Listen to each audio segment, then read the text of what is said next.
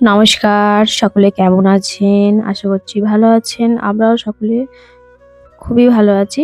ভিডিওটি এখন থেকে শুরু করলাম। কালকে রাত্রিরে জল হয়েছে।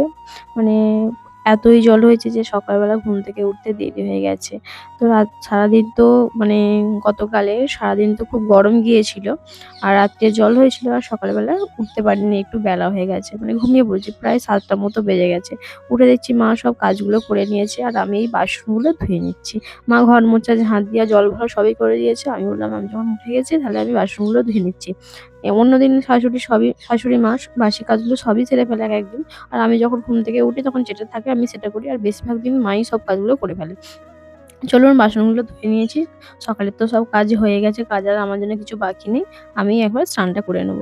তো বাসনগুলো ধুয়ে নিয়ে স্নান করে নিয়ে তারপরে আমি ঠাকুরকে সেবা দিয়ে দেবো। তো এই দেখুন গাছ থেকে ফুল তুলে এনেছি। কালকে রাত্রে জল হয়েছে এতই যে গাছে সেরকম ফুল ফোটেইনি। অল্প কটা ফুল ফুটেছে। তো একা তুললে তো হবে না, আরো সবাই তুলবে। ওইজন্য অল্প ফুল তুললাম আর সবার জন্য কিছুটা ফুল রেখে দিয়ে এসেছি। চলুন পুজোটা হয়ে গেছে। পুজো করার পর ছাদে এসেছিলাম। মা এই কাপড় জামাগুলো কেচেছিলাম সেগুলো শুকনো করতে দেওয়া হয়নি। সেগুলো ছাদ ভর্তি মিলে দিচ্ছি। তারপর বাবুকে একটু সেন্টার থেকে মা ভাত নিয়েছিল খিচুড়ি। বাবুকে এখনো সেন্টার থেকে খিচুড়ি দেয়। তো সেন্টার থেকে খিচুড়ি, ডিম সিদ্ধ দিয়েছিল। তো বাবুকে ওটা খাইয়ে ওর বাবার সঙ্গে স্কুলে পাঠিয়ে দিলাম। সকালটা অনেক তাড়াতাড়ির মধ্যে কেটে গেল। বেলা করে উঠেছি অনেক, তাড়াতাড়ি করে কাজ করতে হবে, নাহলে কাজগুলো তো আগাবে না। তারপরে এই যে বাবুকে স্কুলে পাঠিয়ে দিয়ে আমি এখন রান্না বসিয়ে দিচ্ছি। এই দেখুন এখানে ভাত হয়ে গেছে আর আজকে রান্না হবে ভাজাভুজি আর ভাত।